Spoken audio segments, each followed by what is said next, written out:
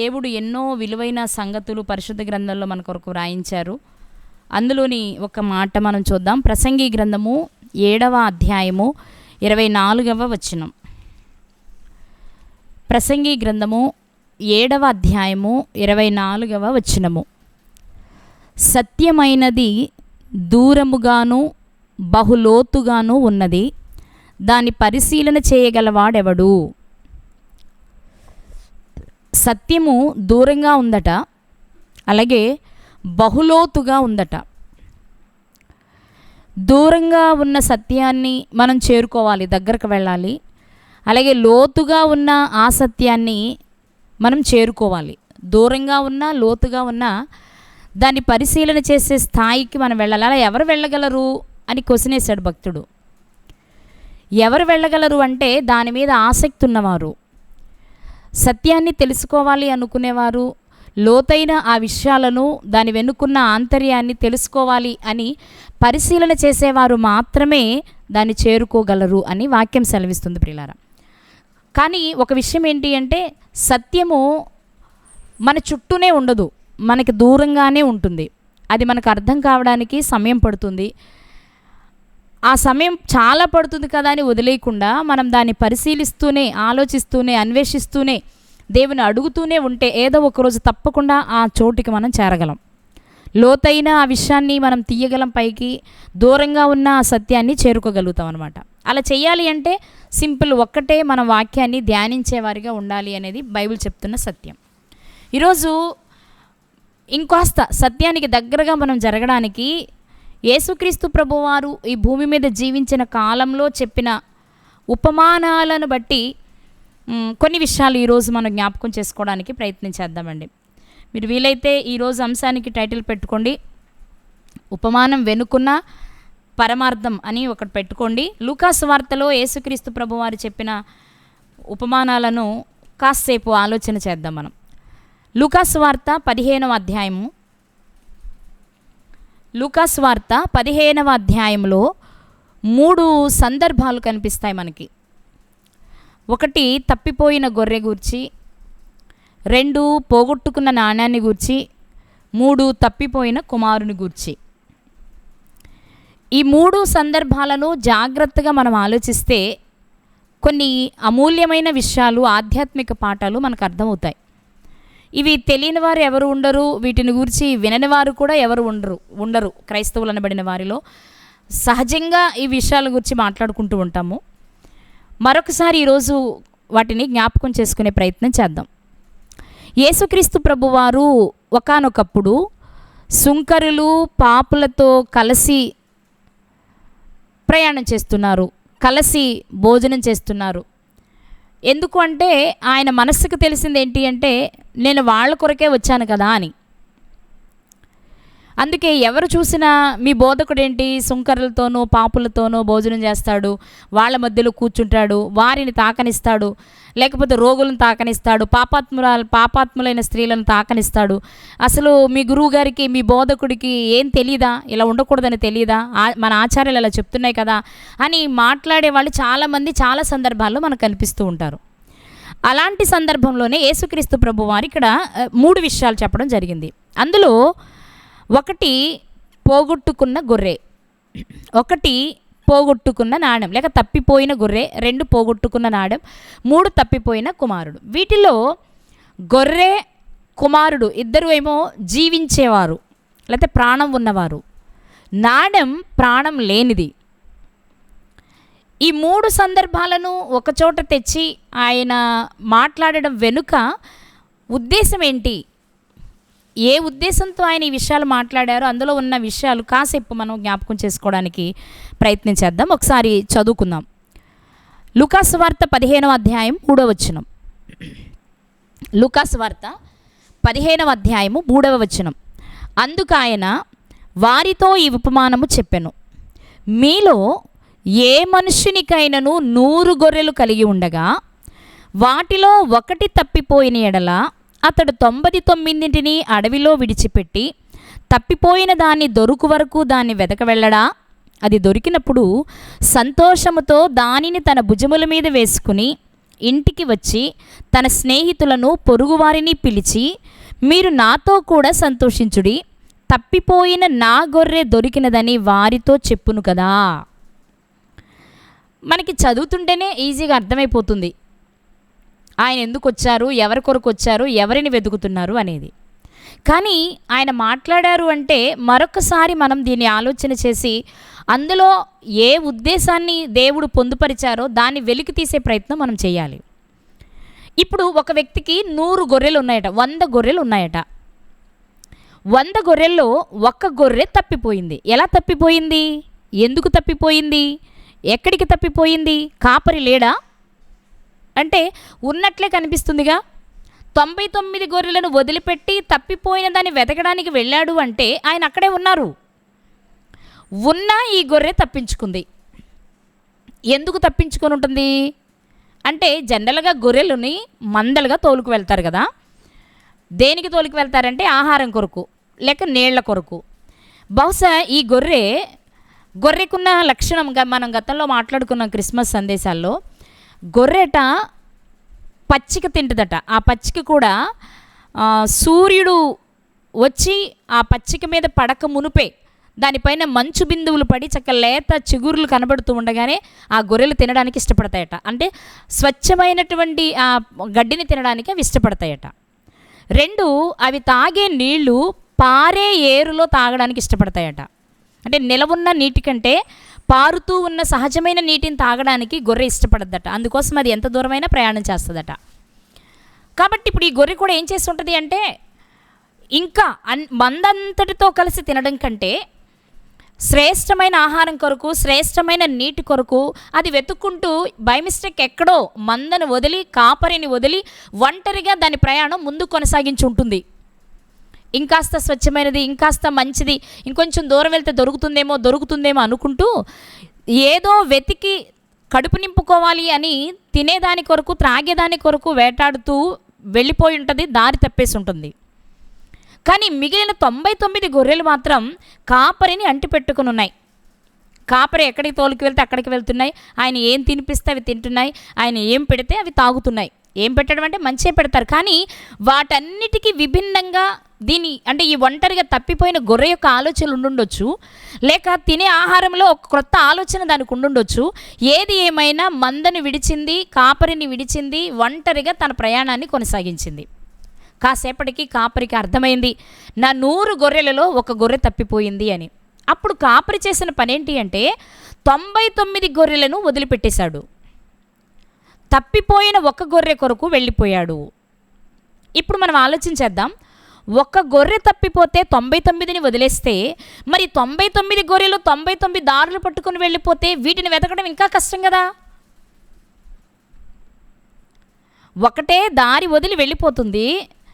సరే, ఆయనకి చాలా ప్రేమ, కాపరి ఒక్కదాన్ని కూడా పోగొట్టుకోవడం ఇష్టం ఉండదు కాబట్టి అన్నీ కావాలి కదా. మనం లోకల్లో చూస్తాం కదా, ఒక తల్లికి 4 పిల్లలుంటే నాకు 4 ఉన్నారు కదా, ఒకడు ఏమైనా పర్వాలేదు అనుకోదు. అందరూ క్షేమంగా ఉండాలని చూసుకుంటుంది. ఎవరికైనా దత్తతకి ఇవ్వడానికి కూడా చాలాసార్లు ఆలోచిస్తారు, పిల్లలు 4 ఉన్నా సరే, ఎందుకంటే నేను కన్నానండి, మోసానండి అని మాట్లాడుతూ ఉంటారు. అలాంటిది ఒక గొర్రె తప్పిపోయినప్పుడు తండ్రిగా లేక కాపరిగా ఆ కాపరికి ఆ గొర్రె మీద ఉన్న మమకారంతో వెతకడానికి వెళ్ళాడు, బాగుంది. వెళ్ళేటప్పుడు ఏం చేయాలి? మామూలుగా అయితే మరొక కాపరికి అప్పగించాలి. ఎందుకంటే ఒకటి తప్పిపోతేనే అన్ని వదలాల్సి వస్తే మరి అన్నిటినీ ఒంటరిగా వదిలేసి వెళితే అవి కూడా వాటి దారినవి వెళ్ళిపోతే అప్పుడు ఇంకా కష్టం కదా అన్నిటిని వెతకడం. మరి అలాంటి పని ఎందుకు చేస్తున్నాడు ఈ కాపరి? లేదు, కొండ మీద వదిలేశాడు. అప్పుడు ఏ పులో, ఏ సింహమో, ఏ తోడేలో, ఏ క్రూర మృగమో వచ్చి వాటిని పట్టుకుపోతే ఒక్కదాన్ని పోగొట్టుకోవడం ఇష్టం లేక ఒక్కదాన్ని వెతకడానికి వెళ్తే ఈ 90లో 10, 20, 30 క్రూర మృగాల నోట చిక్కినాయి అనుకోండి, మరి అన్నీ నష్టపోవాలిగా కాపరి. ఈ చిన్న విషయాన్ని ఆయన ఎందుకు ఆలోచించలేకపోయాడు?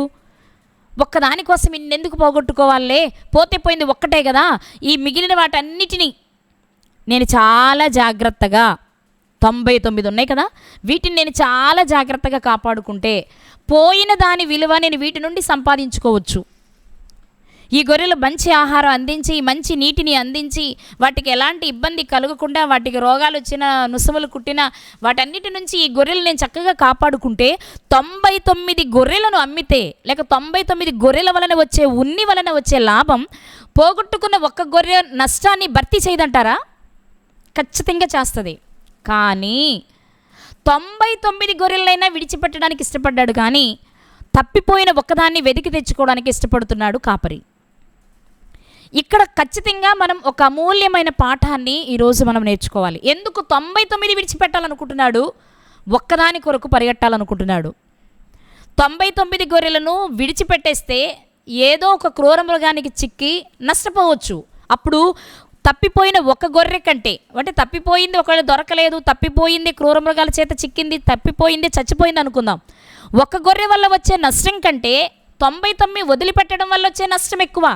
ఇది ఈ మాత్రం ఆలోచించలేని స్థితిలో కాపరి ఉన్నాడా అంటే అతను కాపరిగా మనం ఎలా గుర్తించాలి? రెండో విషయం, ఒకవేళ వీటిని వదిలి తప్పిపోయిన గొర్రె మీద మమకారంతో తెచ్చుకోవాలి అనుకున్నప్పుడు మరొక కాపరి చేతికి వీటిని అప్పగించాలి. ఇది చేయలేదు, అది చేయలేదు, కానీ వీటిని ఉన్న పళాన వదిలిపెట్టేశాడు. 99ని వదిలిపెట్టేశాడు, ఒక్కదాని కొరకే వెళ్తూ ఉన్నాడు ఆయన. వెళ్ళాడు, వెతికాడు, పట్టుకున్నాడు, తెచ్చుకున్నాడు. తెచ్చుకున్నప్పుడు ఆయన చేస్తున్న పని ఏంటో తెలుసా? ఆ దొరికిన గొర్రెను భుజాల మీద వేసుకుని చాలా సంతోషంగా ఇంటికొచ్చాడు. ఇరుగువారిని, పొరుగువారిని అందరినీ పిలిచి, ఇదిగో ఈ బుజ్జి గొర్రె ఈరోజు నేను బయటికి తీసుకెళ్తే నన్ను వదిలిపెట్టి వెళ్ళిపోయింది అడవిలోనికి, నేను ఊరుకుంటానా? అన్నీ వదిలిపెట్టైనా సరే ఈ గొర్రె కోసం వెతుక్కుంటూ వెళ్ళాను, చిట్ట చివరికి నేను దీన్ని కనుగొని తెచ్చుకున్నాను. నేను ఇది నాకు దక్కదు అనుకున్నా, ఇది నాకు దక్కింది, ఇదిగో పోగొట్టుకున్న నా గొర్రె నేను సంపాదించుకున్నాను అని ఆయన చాలా సంతోషపడినట్లుగా మనం ఈ సందర్భంలో తెలుసుకున్నాం ప్రియులారా. ఈరోజు ఈ సందర్భంలో మనం ఆలోచించవలసింది ఏంటి అంటే, 99 గొర్రెలను నిర్దాక్షిణ్యంగా అలా వదిలిపెట్టేసి ఒక్క గొర్రెని వెతకడానికే ఎందుకు వెళ్ళాడు కాపరి? ఆ గొర్రెకున్న ప్రత్యేకత ఏంటి? ఆ గొర్రె పట్ల ఆయనకున్న ఆలోచన ఏంటి? ఆ ఒక్క గొర్రెకు 99 గొర్రెలకు ఉన్న తేడా ఏంటి అని ఆలోచిస్తే క్రిందే సమాధానం ఉంటుంది ప్రియులారా. ఏంటి ఆ సమాధానము అంటే, లూకాసు వార్త 15వ అధ్యాయము 7వ వచనం. లూకాసు వార్త 15వ అధ్యాయము 7వ వచనం. అటువలే మారు మనస్సు అక్కరలేని 99 మంది నీతిమంతుల విషయమై కలుగు సంతోషము కంటే మారు మనస్సు పొందు ఒక్క పాపి విషయమై పరలోకమందు ఎక్కువ సంతోషము కలుగును. ఇంత ఉపమానంలోని సారాంశం ఏంటయ్యా అంటే, 99 గొర్రెల మీద కంటే తప్పిపోయిన ఆ గొర్రె మీద ఆయన మనసు ఉండడానికి కారణం ఏంటి అంటే, ఆ గొర్రె మంచిదట, ఆ గొర్రె మాట వినేదట, ఆ గొర్రె తన మనసుకు నచ్చిందట. అది మనకు చెప్తూ అటువలే, అటువలే అంటే దానికి వలే, దానిని పోలి అనే ఒక సందర్భాన్ని చెప్తున్నారు. ఆయన మనసులో ఉన్న ఉద్దేశం ఏంటి అంటే, మారు మనసు అక్కరలేని నీతిమంతులు 99 మంది ఉన్నారు, నీతిమంతులే వారు. ఇక వారు ఏ రకంగా నీతిమంతులు అనేది నేను ఇప్పుడు చెప్పాలనుకోవట్లా. నీతిమంతులు అవ్వాలి అంటే క్రొత్త నిబంధన చట్టం అంటే సువార్తలు కాదండి, యేసుక్రీస్తు వారి పునరుద్ధానం తర్వాత వచ్చిన చట్టం వేరు, అప్పటి వరకు ఉన్న చట్టం వేరు. ఇక్కడ మనకు వ్రాయబడిన మాట, మారు మనస్సు అక్కరలేని 99 నీతిమంతుల కంటే, లేక వారి వలన కలిగే సంతోషం కంటే మారు మనసు పొందాలి అనుకునే ఒక్క పాపి విషయంలో కలిగే సంతోషం ఎక్కువట. ఇప్పుడు మనం దీనిని గొర్రెలకు గనక ఆపాదించగలిగితే, 99 గొర్రెలు ఉన్నాయే, వాటి లక్షణం ఏంటి అంటే, కాపరి విప్పితే వెళ్తాయి, కాపరి వేస్తే తింటాయి, కాపరి తాగమంటే తాగుతాయి, లేదంటే అలా ఉస్సూరుమంట పడుకొని ఉంటాయి. దొరికితే తిన్నాం, లేకపోతే లేదు. అంతేగాని మనం కష్టపడదాం, మనం ఆలోచిద్దాం, మనం పని చేద్దాం అనే ఆలోచన లేని 99 గొర్రెలివి. వీటికి ఎంతసేపు అంటే ఎవరొకరు పెట్టాలి, ఎవరైనా పెడితే, ఎవరైనా చెప్తే, ఎవరైనా చేస్తే దానిని అనుభవించి అబ్బా మేం కూడా చేస్తామని తృప్తి పొందే బ్యాచ్ అన్నమాట ఇది. కానీ ఆ ఒక్క గొర్రె ఉందే, అది యజమాని క్రమశిక్షణలో ఉంటూనే యజమానికి నష్టాన్ని కలిగించకుండా, యజమానికి బాధను కలిగించకుండా, ఇంకా చెప్పాలి అంటే యజమాని లేక కాపరిని సంతోషపెట్టాలి అన్న మనసు కలిగిన గొర్రెది. ఇప్పుడు గొర్రెలన్నీ చూసుకున్నప్పుడు ఇది సోమరిది, ఇది తెలివిగలిగింది, ఇది మంచిది, ఇది తిండిబోద్ది, ఇది నా మాట వింటది, ఇది గుడ్డెద్దెల్లే వెళ్తుంది, ఇలాంటి ఒక ఆలోచన కాపరికి ఖచ్చితంగా ఉంటుంది. అలా ఆలోచించుకున్నప్పుడు 100 గొర్రెల్లో కాపరికి ఒక గొర్రె నచ్చింది. 100 గొర్రెల్లో ఒక గొర్రె నచ్చింది. ఎందుకు నచ్చింది అంటే అది మంచిది, శ్రేష్టమైనది ఎక్కడ దొరుకుతుంది వెతుక్కుని దానిని పట్టుకోవాలి అన్న ఆలోచన కలిగింది. మంచి ఆహారం కొరకు వెతికే గుణం కలిగింది. ఏదో ఒకటిలే అని కాపరి వేసింది తిని సరిపెట్టుకుని బద్ధకంగా సోమరిగా ఉన్న చోట కదలలేని స్థితిలో ఉన్న గొర్రె కాదది. యజమాని బయటకు తీసుకెళ్తున్నాడు అనగానే, ఒక మంచి ప్రదేశానికి తీసుకువెళ్తున్నాడు అనగానే అక్కడ మంచిని వెతుక్కుని మంచిని స్వీకరించి మంచిని అనుభవించే మనస్సు కలిగిన గొర్రెది. ఈ లక్షణాలన్నిటినీ గమనిస్తున్న కాపరి దాని మీద ఒక కన్నేసుకుని ఉంచుకున్నాడు. ఇది మంచిది, దీన్ని నేను మంచిగా చూసుకుంటే ఇది నాకు మంచి ఫలితాన్ని ఇస్తుంది అని. అలాంటిది ఎక్కడో బై మిస్టేక్ త్రుటిలో తప్పింది. ఇప్పుడు ఆయన మనస్సు కలవరపడిపోతుంది.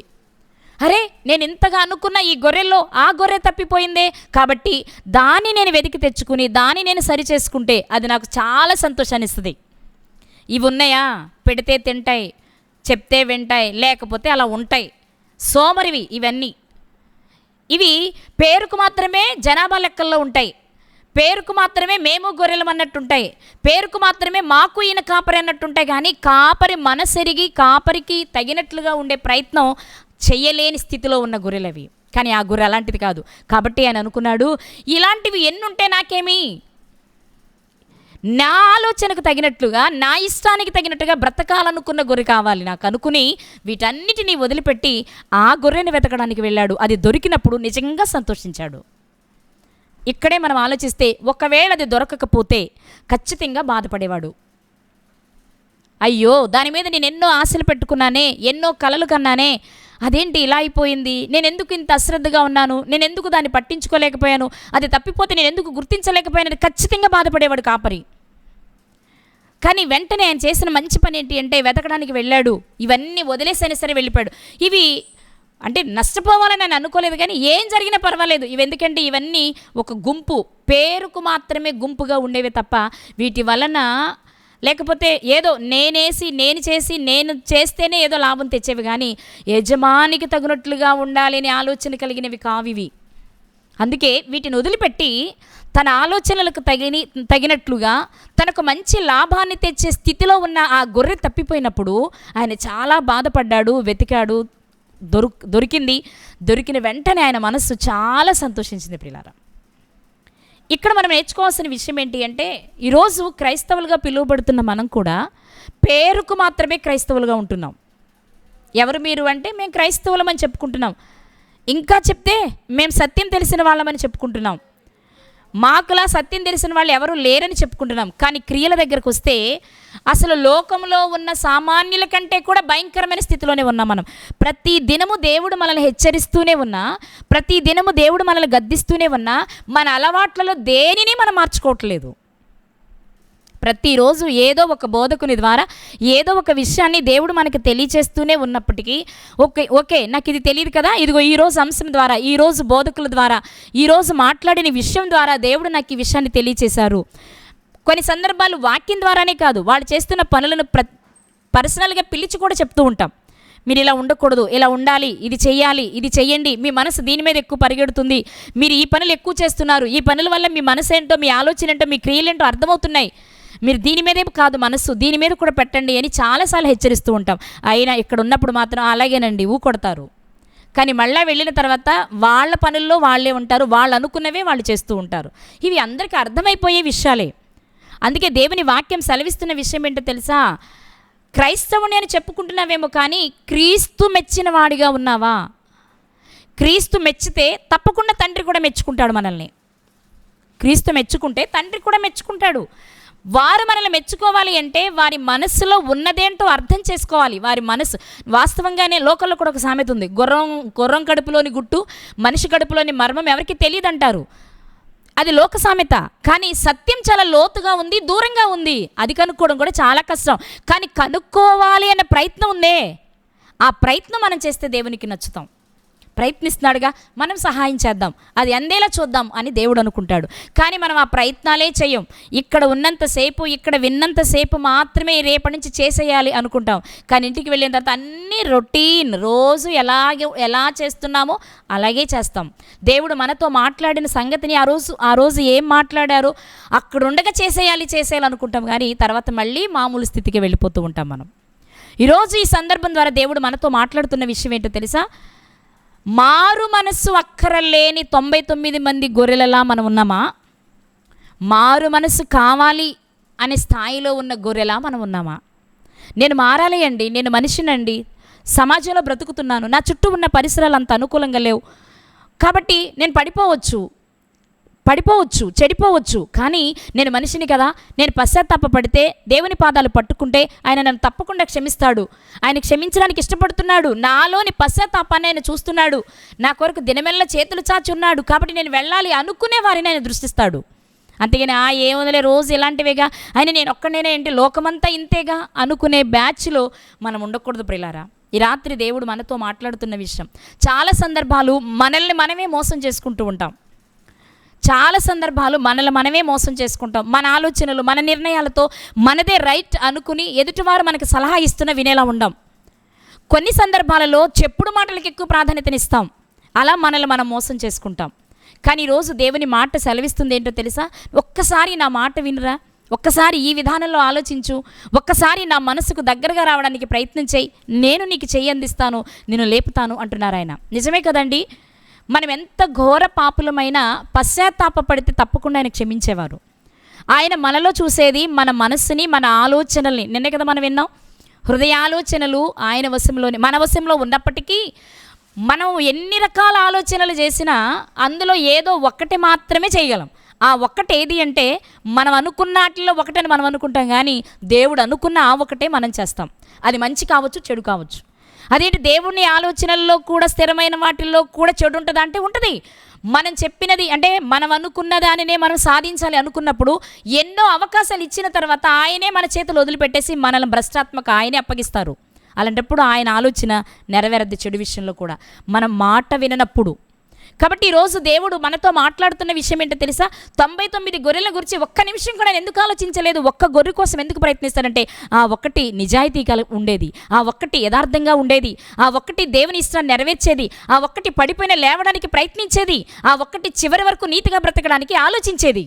మరి మిగిలినవి పక్కదాన్ని చూసి, ఎదుటిదాన్ని చూసి, వెనకదాన్ని చూసి, అది పడిపోతే లేదా, నేను పడిపోతే వచ్చిందా, అది సోమరిగా లేదా, నేను సోమరిగా ఉంటే వచ్చిందా, వాళ్ళు ఇది చేయట్లేదా, వీళ్ళు ఇది చేయట్లేదా అనుకుని వీళ్ళని చూసుకొని బ్రతుకుని సర్వనాశనం చేసుకునే స్థితిలో ఉన్న 99 గొర్రెలవి. అవి ఎప్పుడూ అలాగే ఉంటాయి. కాబట్టి వాటికంటే నా గురించి ఆలోచించి నాకు లాభాన్ని తెచ్చే ఈ గొర్రె కొరకు నేను ఆలోచిస్తే నాకు ప్రయోజనం ఉంటుంది అనుకున్నాడు ఆయన కాపరి. ఈ రాత్రి దేవుడు మనతో మాట్లాడుతున్న విషయం, మనం ఏ గొర్రెల్లో ఉన్నాం, ఏ గొర్రెగా ఉన్నాం. ఎందుకంటే మన మనస్సు మంచిగా లేనప్పుడు, ఆయన ఆలోచనకు తగినట్టు లేనప్పుడు, ఆయన దగ్గరే ఉన్నట్లున్న ఆయన మన చేయి విడిచిపెట్టేస్తారు కదా. ఈ సందర్భాన్ని మీరు బాగా ఆలోచిస్తే ఈ 99 గొర్రెలు ఆయన దగ్గరే ఉన్నాయి. ఈ 99 గొర్రెలకు ఆయనే కాపరి. కానీ సమయం వచ్చినప్పుడు నశించిపోతున్న ఒక్కదాన్ని కాపాడుకోవడానికి, తన మనస్సుకు దగ్గరగా ఉన్న ఒక్కదాన్ని కాపాడుకోవడానికి తన చేతి కిందే ఉన్న 99ని వదిలిపెట్టేశాడు ఆయన. ఉన్నన్నీ ఉంటాయి, ఎందుకంటే అవి నా మనస్సెరిగి మసులుకునేవి కాదు కదా. వాటి వలన నాకు వచ్చేది లాభం భౌతికంగా ఉంటుందేమో కానీ నా మనస్సును సంతోషపెట్టేవి కాదు ఆ గొర్రెలు. కాబట్టి నాకు వద్దు, దాన్ని తెచ్చుకోవాలి, అది ఎక్కడున్నా వెతికి పట్టుకోవాలి, దాన్ని రక్షించాలి. ఎందుకంటే దాని మనస్సు మంచిది, దాని ఆలోచన మంచిది, దాని పనులు మంచివి. అందుకే పరిగెత్తుకెళ్ళాడు, వెతికాడు, దొరికింది, తెచ్చుకున్నాడు. నిజంగా అది దొరికినప్పుడు చాలా సంతోషించాడు. ఎందుకంటే దాని మనస్సు ఆయనకు బాగా తెలుసు. అలాగే యేసుక్రీస్తు వారు 2వ సందర్భాన్ని చెప్పారు. ఏ స్త్రీకైనా 10 వెండి నాణేలుంటే వాటిల్లో ఒకటి పోగొట్టుకుంటే ఆమె ఏం చేస్తుంది? దీపం వెలిగించి ఇల్లంతా ఊడ్చి ఆ పోయినది దొరికే వరకు వెతుకుద్ది. దొరికినప్పుడు ఏం చేసింది మరి? ఆమె కూడా అదే చేసింది. ఇరుగు పొరుగు ఉన్న వారందరిని పిలిచి, స్నేహితులను పిలిచి చాలా సంతోషించింది, ఇదిగో పోగొట్టుకున్న నా నాణ్యం దొరికింది అని. ఇక్కడ మనం కాసేపు ఆలోచన చేద్దాం. ఒక స్త్రీకి 10 నాణాలు ఉన్నాయట. ఒక స్త్రీకి 10 నాణాలు ఉన్నాయట.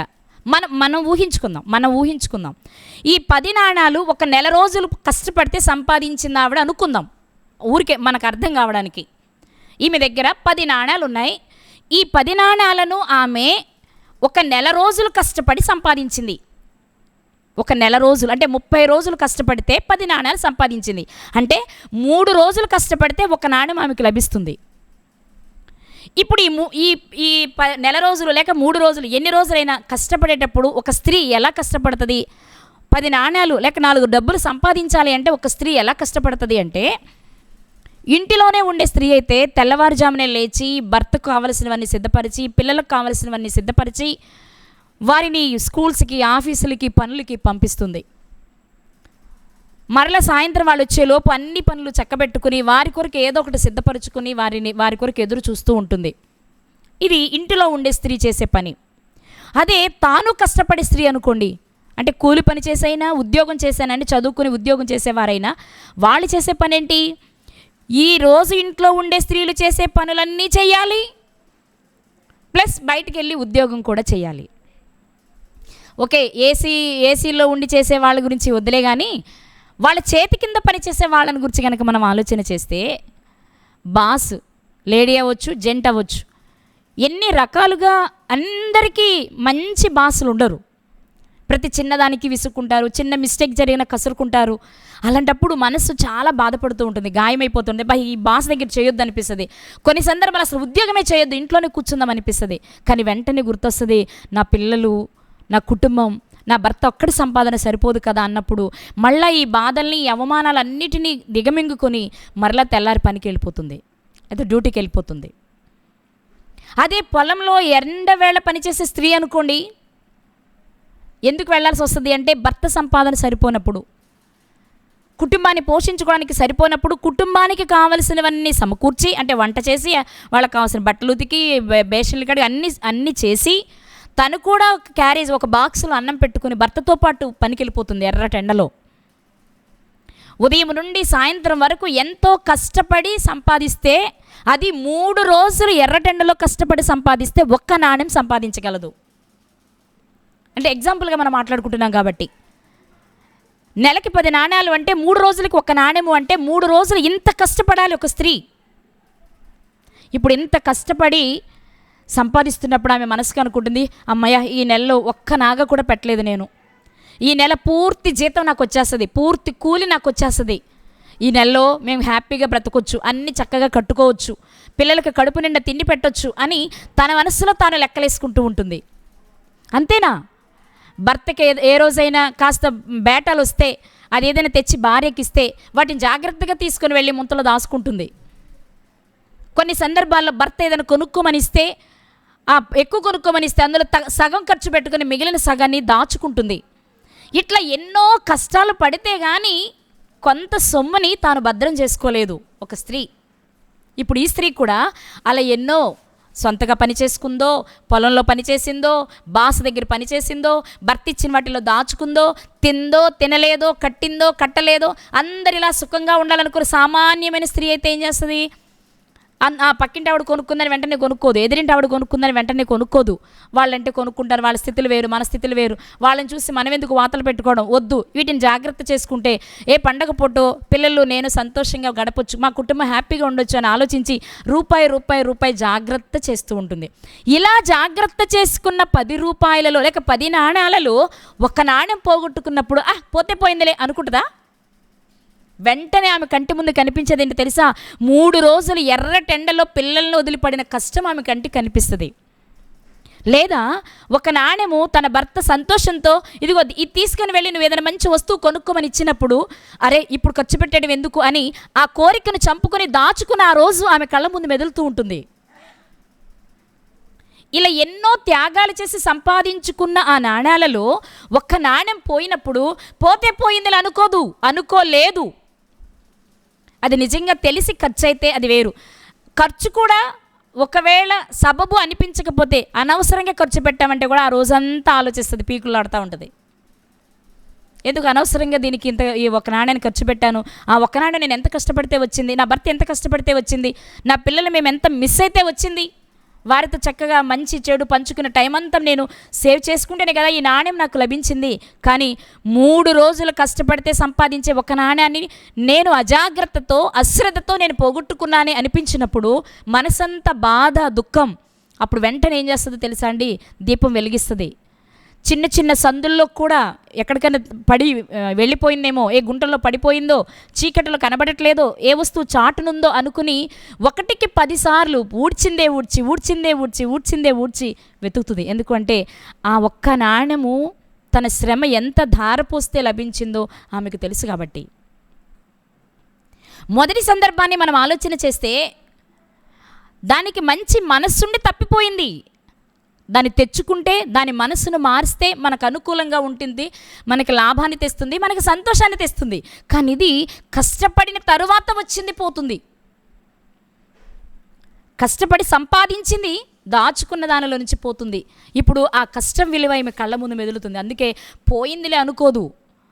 నిజంగా పోయిన తర్వాత కూడా ఒకవేళ దొరకకపోయినా ఆ నాణ్యం గుర్తొచ్చినప్పుడల్లా బాధపడుతూనే ఉంటుంది. చాలా కష్టపడి సంపాదించుకున్నానండి, ఎలా పోయిందో అర్థం కావట్లేదండి, ఎంత వెతికినా దొరకలేదండి అంటాం మనం. ఎందుకంటే అది ఎంత కష్టపడి మనం సంపాదించుకున్నామో తెలుసు కాబట్టి. అందుకే ఆమె కూడా ఏం చేసింది, మొత్తం వెతికింది, ఊడ్చింది, మొత్తం మీద ఎక్కడో ఒక చోట దొరికింది. ఎందుకంటే అది కష్టార్జితం కదా, దొరికింది. వెంటనే మనసు చాలా సంతోషం, అందరినీ పిలిచి ఆ సంతోషాన్ని పంచుకుంటుంది. ఇది నేను చాలా రోజులు కష్టపడి సంపాదించింది, అది పోయినప్పుడు నేను చాలా బాధపడిపోయాను, దొరుకుతుందా అని భయం వేసింది, సందేహం వచ్చింది, కానీ నా ప్రయత్నం వదలలేదు. నేను కష్టపడ్డాను, దీపం వెలిగించి అణువణువు వెతికి ఊడ్చాను, మొత్తం మీద దొరికింది. కాబట్టి ఇదిగో నా సంతోషాన్ని మీతో పంచుకుంటున్నాను అంటుంది ఆ స్త్రీ. అవునండి, ఇది బాగుపడితే దీని వలన మనకు ప్రయోజనం ఉంటుంది అన్న వస్తువు విషయంలోనైనా జంతువు విషయంలోనైనా మనం అలాగే ఆలోచిస్తాము. కష్టపడి సంపాదించుకున్నది పోయినప్పుడు కూడా మనం అలాగే ఆలోచిస్తాము. ఇక్కడ యేసుక్రీస్తు వారు ఈ 2 సందర్భాలు మాట్లాడుతున్నప్పుడు మనకు తెలపాలనుకున్న విషయం ఏంటి అంటే, ఆమె దగ్గర పోయింది 1 నాణ్యమే కదా, మరి మిగిలిన 9 నాణాలు ఉన్నాయి కదా, ఉన్నాయి.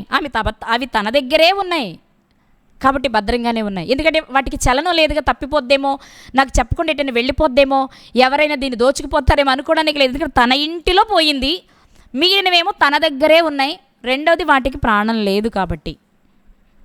కానీ 3వ సందర్భం వచ్చేటప్పటికి మనందరికీ తెలుసు కదా, తప్పిపోయిన కుమారుని సందర్భాన్ని చెప్పారు యేసుక్రీస్తు వారు. నేనంటాను, మొదటి సందర్భంలోని గొర్రె విషయంలో కాపరి వెతికి కదా కనుక్కున్నాడు, మిగిలినవన్నీ వదిలిపెట్టి. పోగొట్టుకున్న నాణ్య విషయంలో ఆ స్త్రీ ఏం చేసింది, మొత్తం ఊడ్చి జాగ్రత్తగా వెతికి కనుగొంది కదా. మరి తప్పిపోయిన కుమారుని సందర్భంలో తన కుమారుడు తప్పిపోయి వెళ్ళిపోతే తండ్రి ఎందుకు వెతకలేదు? వెతకాలి కదా. తప్పిపోయిన గొర్రె కొరకు వెతికినట్లు ఈ తండ్రి వెతకాలిగా. వెతకగలిగిన వాడే, వెతికించగలిగిన వాడే. మనం ఆల్రెడీ చెప్పుకున్నాం. ఎందుకంటే అతను ఒక ధనవంతుడు కదా, ఆస్తి ఉంది కదా, పంపకం చేయమని కదా చిన్న కుమారుడు గొడవ చేసింది. మరి అంత డబ్బున్న ధనవంతుడైనా తన కుమారుడు వెళ్ళిపోయినప్పుడు తాను వెతుక్కుంటూ వెళ్ళడమో, పనివారిని పంపించి వెతికించడమో చేయకుండా ఎందుకు సైలెంట్గా ఉండిపోయాడు అంటే, పై సందర్భం గొర్రె ప్రాణం ఉన్నది కదా. ఇప్పుడు ప్రాణమున్న కుమారుని దగ్గరకు వచ్చి మనం ఆలోచిస్తే మనకు అర్థం కావాల్సిన విషయం ఏంటంటే, తప్పిపోయి వెళ్ళిపోయిన ఈ కుమారుడు 99 గొర్రెల్లాంటి వాడు. నా మాట మీకు అర్థమైందండి? తప్పిపోయి వెళ్ళిపోయిన ఈ కుమారుడు 99 గొర్రెల్లాంటి వాడు. మారు మనసు అక్కర్లేదు నాకు, తండ్రి మాట వినను, దేవుడి మాట వినను, నాకు తినడానికి కావాలి, త్రాగడానికి కావాలి, అమ్మాయిలు కావాలి, వీటన్నిటికీ డబ్బు కావాలి, నీ దగ్గరుండి చేస్తా, నీకు ఇష్టమా? లేదంటే నాది నాకు ఇచ్చే, దూరంగా వెళ్ళి నాకు నచ్చినట్టు బ్రతుకుతా.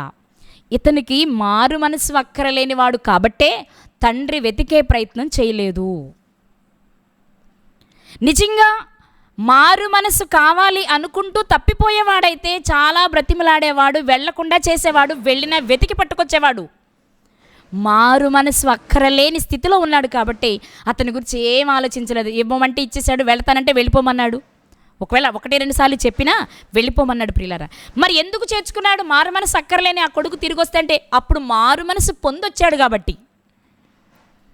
ఇక్కడ మనం నేర్చుకోవాల్సిన విషయం, పైన 2 సందర్భాలను చెప్పిన తరువాత ఈ సందర్భం చెప్పడం వెనుకున్న ఉద్దేశం ఏంటి అంటే, మనము దేని కొరకైనా వెతికేటప్పుడు అది మార్పు చెందడానికి అవకాశం ఉందా, అది యజమానికి లాభాన్ని చేకూరుస్తుందా, యజమానికి సంతోషాన్ని ఇస్తుందా లేదా అనేది ఖచ్చితంగా చూడాలి. అది లేకుండా చేస్తే నిష్ప్రయోజనమవుతుంది. దాని వలన ఉపయోగం ఉండదు. నేల త్రోవ ప్రక్కన పడిన విత్తనములా, రాతి నేల పడిన విత్తనల్లా, ముళ్ళ పొదలో పడిన విత్తనల్లా అయిపోతుంది. అది విత్తనమే అయినా ఉపయోగం ఉండదు. అందుకే ఆ తండ్రి చేసిన పని ఏంటి అంటే, ప్రస్తుతానికి వీడికి మారు మనసు అక్కర్లేదు అనుకుని, తల్లిదండ్రులు అక్కర్లేదు అనుకుని, అన్న అక్కర్లేదని వెళ్ళిపోతున్నాడు. కాబట్టి వెళ్ళిపోని. నిజంగా వాడికి ఆ మార్పు ఉంటే, ఆ మనసే ఉంటే ఖచ్చితంగా తండ్రి వెతికించి పట్టుకుని వచ్చేవాడు. కానీ ఏదో ఒక దినాన మారాలని కోరుకున్నాడు, ప్రార్థన అయితే చేసి ఉంటాడు ఇంటి దగ్గరుండి. ఆ రోజు రావాలి ప్రభువా నీకు ఇష్టమైతే. ఎందుకంటే దుష్టుడు తన దుష్టత్వంలో మరణించడం నీకు ఇష్టం ఉండదు కదా. వాడు మారితే చాలనుకుంటున్నాను ప్రభువా, నీ దృష్టిలో అవకాశం ఉంటే వాడికి ఒక అవకాశం ఇవ్వు. ఇది తండ్రి చేసిన విజ్ఞాపన అయి ఉంటుంది ప్రియులారా. ఈరోజు ఈ సందర్భాలను బట్టి మనం ఆలోచించవలసిన విషయం ఏంటంటే, దేవుడు చూసేది మన పై రూపాన్ని కాదు కదా. మనం గలతీ పత్రికలు చూద్దాం ఒకసారి. గలతీలకు రాసిన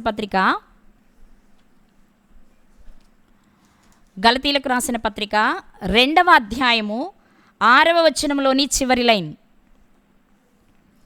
గలతీలకు రాసిన పత్రిక 2వ అధ్యాయము 6వ వచనంలోని చివరి లైన్. దేవుడు నరుని వేషము చూడడు. ఫుట్నోట్లో 1 అని వేసి ఫుట్నోట్లో నరుని ముఖము అంగీకరింపడు. ముఖాన్ని చూసి కళ్ళు బాగున్నాయి, ముక్కు బాగుంది, అందంగా ఉన్నాడు, తెల్లగా ఉన్నాడు, జుట్టు భలే ఉంది, ఇవి కాదు ఆయన చూసేది. మనస్సును చూస్తాడు. మనస్సులోని నీ ఆలోచన చూస్తాడు, నీ అంతరంగాన్ని చూస్తాడు, నీ హృదయాన్ని పరిశీలిస్తాడు. నీ హృదయంలో దేవుని పట్ల కొంచెం ఆలోచన ఉన్నా, దేవుడు అంటే నీకు కొంచెం ఇష్టం ఉన్నా, మనుషులకు కనబడాలని నువ్వు చేసేది కాదు ఆయన చూసేది. అమ్మో వాళ్ళు వస్తున్నారు, వీళ్ళు వస్తున్నారు, నేను ఇప్పుడు బైబిల్ చదివితే భలే ఉంటుంది కదా, నేను బాగా బైబిల్ చదువుతున్నానని అనుకుంటారు.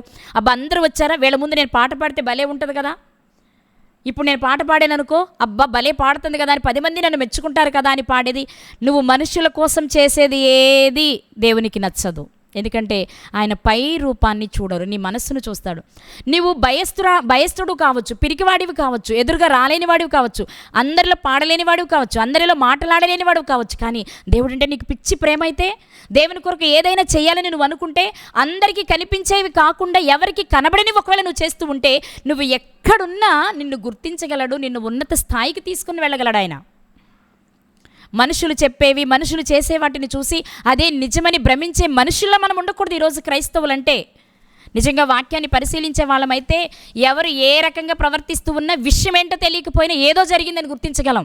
ఎందుకంటే ఆత్మ సహాయంతో అది జరుగుతూ ఉంటుంది ప్రియులారా. వీళ్ళు ఎందుకు ఎప్పుడు ఇలా ఉన్నారు, ఇప్పుడు కొత్తగా ఇలా ఉన్నారేంటి అర్థమైపోద్ది. ఇదివరకు మంచిగా ఉండి ఇప్పుడు అలా లేకపోయినా, లేక ఇదివరకు చెడుగా ఉండి ఇప్పుడు చాలా మంచిగా ఉన్నా, ఆ మార్పు ఖచ్చితంగా ఎదుటివారు గుర్తించగలరు. దానికి మనం ఎన్ని కారణాలని చెప్పుకోవచ్చు. కానీ ఈరోజు దేవుడు మనతో మాట్లాడుతున్న విషయం ఏంటి అంటే, తప్పిపోయిన ఒక్క గొర్రెను ఎందుకయ్యా ఆయన వెతికాడు అంటే, మనం కూడా చూస్తాం యేసుక్రీస్తు వారి దగ్గరికి వేల మంది వచ్చారు. అందరూ మారు మనసు పొందాలని వచ్చిన వారు కాదు, అందరూ పశ్చాత్తాపంతో వచ్చిన వారు కాదు, అందరూ పరలోకం కోసం వచ్చిన వారు కాదు. ఈవేళ మన లక్షల మంది క్రైస్తవులను చూస్తున్నాం. ఒక్కొక్క మీటింగ్ జరిగితే లక్షలు కనబడుతూ ఉంటారు. అందులో ఎంతమంది వాక్యం కొరకు వచ్చేవారు, వాక్యం కొరకు బ్రతికేవారు, బ్రతకడానికి కనీసం ప్రయత్నించేవారు? మీరు ఆలోచించండి. లక్షల మంది వస్తారు. ఎందుకు వచ్చావా అంటే, కాలు నొప్పి తగ్గుద్దనో, నడుము నొప్పి తగ్గుద్దనో, ఆ రోగం పోద్దనో, ఈ రోగం పోద్దనో, అప్పులు తీరుతాయనో, ఉద్యోగాలు వస్తాయనో, ఇవే కదా మనం చాలామంది చెప్పే వాటిని సాక్ష్యాలు అంటారు కదా, వాళ్ళు వింటాం మనం కదా. అప్పటికప్పటికే స్వస్థత వచ్చేస్తుంది, అప్పటికప్పటికే సాక్ష్యం చెప్తారు, అప్పటికప్పుడే మళ్ళీ లోకంలోనికి వెళ్ళిపోతారు. వీళ్ళందరూ పరలోకానికి వెళ్ళేవారేనా అంటే కానే కాదు ప్రియులారా. పరలోకానికి వెళ్ళేది శేషం మాత్రమే. కానీ ఆ శేషంలో మనం ఉండాలి. ఆ శేషంలో మనం ఉండాలి అంటే, మన మీద ఎవరు ఎన్ని రకాలుగా మాట్లాడుకున్నా, మనల్ని గురించి ఎంతమంది చెడుగా చెప్పుకున్నా, మన హృదయాన్ని చూసే దేవుని ఎదుట మనం యథార్థంగా ఉన్నామా లేదా అనేది కావాలి.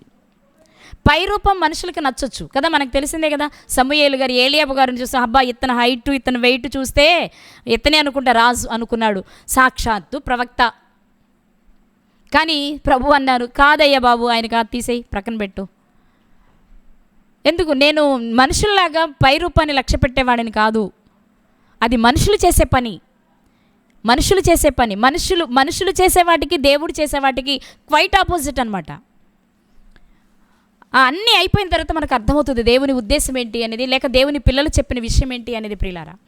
కాబట్టి ఈరోజు దేవుడు మనతో మాట్లాడుతున్న విషయం ఏంటి అంటే, నువ్వు మారు మనసు కావాలి, మారు మనసు కలిగిన నీతిమంతునిగా బ్రతకాలనుకుంటున్నావా, మారు మనసు అక్కరలేని నీతిమంతునిగా బ్రతకాలనుకుంటున్నావా?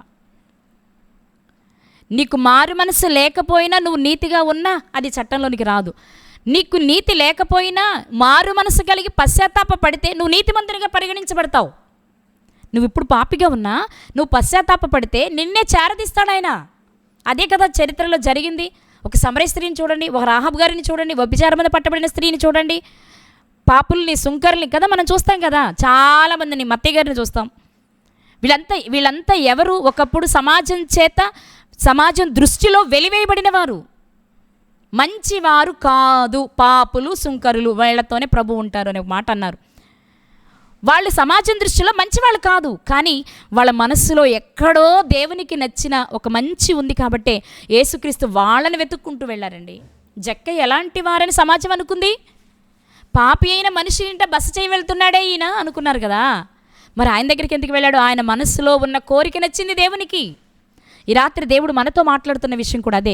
మనుషుల దృష్టికి కనిపించాలి అని గొప్పగా బ్రతకాలనుకుంటున్నామా మనము, లేక దేవుని దృష్టిని ఆకర్షించాలి అని మారు మనస్సు కలిగిన నీతిమంతులుగా బ్రతకాలని మనం అనుకుంటున్నామా? ఈరోజు ఆలోచించాలి. మన మనస్సులో 1% దేవునికి నచ్చింది ఉన్నా 99% దానిని ఆ రేంజ్కి తీసుకుని వెళ్ళి మనం రక్షించడానికి ఆయన సమర్థుడు. కానీ మన దృష్టిలో 1% కూడా దేవుని కొరకు బ్రతకాలని ఆలోచన లేకపోతే దేవుడు మనల్ని ప్రక్కన పెట్టేస్తాడు ప్రియులారా. మన చెయ్యి చూస్తుండగానే మన చేతిని విడిచిపెట్టేస్తాడు ఆయన కదా. యెషయా గ్రంథం 59వ అధ్యాయంలో మనం చదువుకుంటాం, విననేరక ఉండినట్లు యెహోవా చెవులు మందము కాలేదు, రక్షింపనేరక ఉండినట్లు ఆయన చేతులు కురచ కాలేదు. కానీ ఎందుకు ఆయన సహాయం చేయలేకపోతున్నాడు, ఎందుకు మన ప్రార్థన ఆయన వినలేకపోతున్నాడో తెలుసా? ఆయనకి మనకు మధ్య పాపం అడ్డంగా ఉంది. కానీ బయటికి మాత్రం పరిశుద్ధుల్లా కనబడుతున్నాం, మంచి వాళ్ళలా నటిస్తున్నాం. యథార్థత లేదు. నీ సహోదరుడు ఒకవేళ నీ ఎడల తెలియక తప్పు చేస్తే ఎందుకు చేశాడో, ఏం చేశాడో తెలుసుకున్న తర్వాత క్షమించే మనసు కలిగిన వారే కదా క్రైస్తవులు. అలాంటి వారినే కదా ఆయన క్షమిస్తానన్నారు. కానీ అది చేస్తామా మనం? అది చెయ్యం. తెలియదా? చిన్నపిల్లోడా ఆ మాత్రం అర్థం చేసుకోలేడా? కావాలనే చేశాడు, వాడు ఎందుకు చేశాడో మనకు తెలియదు. కానీ మనం ముందే ఊహించి అతని మీద ఒక చెడ్డ అభిప్రాయాన్ని తెచ్చుకుని అతన్ని క్షమించడానికి ఇష్టపడం. కానీ మన సహోదరుణ్ణి 70 ఏళ్ల మారుల మట్టు క్షమిస్తేనే కదా నిత్య జీవం అని చెప్పింది బైబిల్. అదే కదా. మరి ఎందుకు చేయలేదు అంటే, ఇదిగో క్షమాపణ పొందే మనస్సు ఉన్నవారి విషయంలోనే ఆ ప్రయత్నం జరుగుతుంది. నీ సహోదరుడు నీ వైపు తిరిగి క్షమించమని అడిగితే 70 ఏళ్ల మారుల మట్టు క్షమించాల్సిందే, నువ్వు క్షమించాల్సిందే ప్రియులారా. కాబట్టి ఈరోజు మనం ఏ స్థితిలో ఉన్నాం? కష్టపడి సంపాదించింది చేజారిపోతే వదులుకోరెవరు? మనం కష్టపడితే ఆ ఆత్మను రక్షించవచ్చు అనుకున్నప్పుడు కూడా ఆ విషయం వారి విషయంలో చాలా జాగ్రత్త తీసుకోవచ్చు. ఆ 3 సందర్భాలను, లేక లూకాసు వార్త 15వ అధ్యాయంలో రాయబడిన 3 సందర్భాలలోని ఆంతర్యాన్ని మనం గ్రహిస్తే మనకు ఒక విషయం అర్థమవుతుంది. అదేంటి అంటే, వీడిని కాస్త వాక్యంలో మనం పెంచగలిగితే, సత్యాన్ని నేర్పించగలిగితే, సత్యం వాడి హృదయం వరకు వెళ్ళగలిగితే సత్యం కొరకు వీడు బ్రతుకుతాడు అనిపించినప్పుడు అలాంటి మనసు కలిగిన వారు ఒక్కరైనా వాళ్ళ కొరకు చాలా కష్టపడతాడు దేవుడు. తన పిల్లలను పంపించి వారిని తన వైపు తెచ్చుకోవడానికి ఇష్టపడతారు. కొర్నేలి గారి మనసు నచ్చింది. వెళ్ళయ్యా, పేతురుని పిలిపించుకో, అతనితో కొన్ని విషయాలు చెప్పించుకో, నీలో ఉన్న చిన్న చిన్న లోపాలు సరిచేసుకో అని చెప్పారు.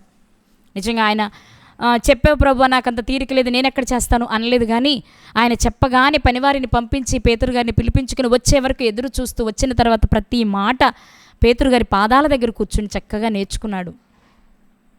తను నేర్చుకుంటూ తన ఇంటి వారికి నేర్పించాడు. ఆ స్వచ్ఛమైన మనసు నచ్చింది కాబట్టే పరిశుద్ధ గ్రంథంలో తన పేరు నమోదయ్యింది. బైబిల్ గ్రంథంలో మనం ఎవరిని తీసుకున్నా ఆ మనస్సు నచ్చితే వాళ్ళ జీవితాలలో దేవుడు అద్భుతాలు చేశారు. పైకి బాగుండి మనస్సు మాత్రం దేవునికి విరోధంగా ఉంటే, కల్మషంతో నిండిపోయి ఉంటే, సర్వ దుర్గుణాలతో నిండిపోయి ఉంటే శరీర కార్యాలతో నిండిపోయి ఉంటే వారి దగ్గరకు వెళ్ళిన అవకాశం కూడా చేజారిపోతూ ఉంటుంది. వెనక్కి తెచ్చేసుకుంటూ ఉంటాడు దేవుడు. వీడికి ఆ మంచి మనసు లేదు, వీడు నేర్చుకునే మనసు లేదు, వీడికి బ్రతికే ఆలోచన లేదు, వీడు పాపిగానే ఉండాలనుకుంటున్నాడు అనుకున్నప్పుడు అవకాశాలన్నీ చేజారిపోతూ ఉంటాయి. చివరికి అసలైన అవకాశం కూడా చేజారిపోద్ది. అదేంటి అంటే దేవుడిచ్చే అవకాశాలు కూడా కోల్పోయి మనం అపవాది చేతిలోనికి వెళ్ళిపోయే ప్రమాదం కూడా ఉంది ప్రియులారా. ఈరోజు దేవుడు మనతో మాట్లాడుతున్న విషయం ఏంటి తెలుసా? నువ్వు మనిషిగా పుట్టావు, లోకంలో బ్రతుకుతున్నావు, నీ చుట్టూ ఉన్న సమాజం పాప సమాజం, మూర్ఖపు సమాజమే. కొన్ని సందర్భాలు నీ ఆలోచనలు లోకం వైపు వెళ్ళినప్పుడు నువ్వు పడిపోవచ్చేమో, కానీ వెనక్కి తిరిగి చూసుకొని సరిచేసుకునే మనసు మనకు ఉండాలి. ఆ మనసే గనక మనకుంటే తప్పకుండా దేవుడు మనకు అవకాశం ఇస్తాడు. అదే తప్పిపోయిన కుమారుల్లో జరిగినది.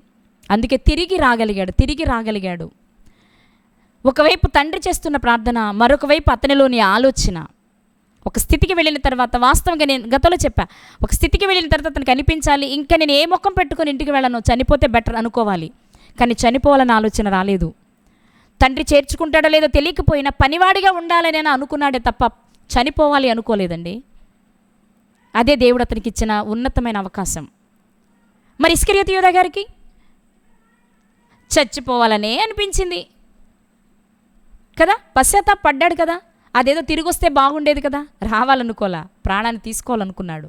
అహమడ్డొచ్చుంటుందేమో, సిగ్గు, భయం. ఎందుకు ఇవన్నీ? క్షమించడానికి ఆయన సిద్ధంగా ఉన్నారనే సంగతి, లేఖనాలలో ఉన్న సంగతులు ఇస్కరియోతు యూదా గారికి తెలీదా అంటే తెలుసు. కానీ పరిస్థితుల ప్రభావం, కొన్ని సందర్భాలు కూరుకుపోయిన తర్వాత వెనక్కి రావాలి అంటే చాలా కష్టంగా అనిపిస్తుంది.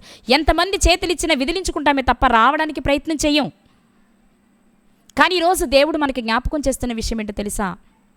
మారు మనసు కావాలి అనుకునే వారికి అవకాశం ఇవ్వబడుతుంది. నేను మారాలి అనుకున్న వారికి అవకాశం ఇవ్వబడుతుంది. ఇంక నేనేం మారతానులే, నా వల్ల ఏమవుతుందిలే, మారి మాత్రం నేను సాధించేది ఏముందిలే, జీవితంలో అంతా అయిపోయింది కదా అనుకుంటావా? నీ చేతులారా నీవే నష్టాన్ని కొని తెచ్చుకుంటున్నావు. నువ్వు 10 మందిని మార్చే వయసు నీకు ఇక లేకపోవచ్చేమో, కానీ నిన్ను నువ్వు సరి చేసుకోవడానికి అవకాశం ఉంటుంది కదా, దాన్ని వాడుకోవాలి మనం ఈరోజు. కనుక ప్రియులారా, 99ని వదిలిపెట్టాడు, ఒంటరైన తప్పిపోయిన గొర్రెని వెతికి తెచ్చుకున్నాడు. ఎందుకంటే దాని మనస్సు నచ్చింది ఆయనకి. 10 నాణేలలో 1 పోతే కష్టపడి సంపాదించిన విలువ ఆమెకు తెలుసు. అందుకే కష్టపడి మరలా వెతికి దాన్ని కనుగొనే వరకు వదిలిపెట్టలేదు, తిరిగి సంపాదించే వరకు వదిలిపెట్టలేదు. 3వది వదిలేశాడు, కానీ పశ్చాత్తాపపడితే తిరిగి చేర్చుకున్నాడు. అంటే మనకి టోటల్గా అర్థం కావాలి, మనల్ని సరిచేయాలనుకుంటున్నాడు, మనల్ని రక్షించాలనుకుంటున్నాడు, మన కొరకే తన కుమారుని లోకానికి పంపించాడు, మనల్ని రక్షించే ప్రయత్నం కూడా చేసేసాడు. అయినా మనం పడిపోతున్నామేమో, అయినా ఆయన అంటున్నాడు, నువ్వు తిరిగి రావాలనుకుంటే తప్పకుండా నీకు అవకాశం ఇస్తాను. నేను చేసింది తప్పు, నేను పొరపాటు చేశాను ప్రభువా, పరలోకమునకు విరోధముగా నీ ఎదుట నేను పాపం చేశాను, నన్ను మన్నించు అని అడగగలిగే స్థితి మనకుంటే, మనలను మనం తగ్గించుకొని పాపినైనా నన్ను కరుణించు అని సుంకరి చేసిన ప్రార్థన లాంటి ప్రార్థన చేయగలిగిన స్థితి, అంటే మనం అహాన్ని చంపేసుకొని మనల్ని మనం తగ్గించుకొని దేవుని పాదాల చెంతకు మనం వస్తే, రాగలిగితే తప్పకుండా దేవుడు మనకు అవకాశం ఇస్తారు. ఆ తప్పిపోయి తిరిగి వచ్చిన కుమారునికి వలె ఈరోజు దేవుడిచ్చే అవకాశాన్ని పొందుకునే స్థితిలో ఉన్నామా?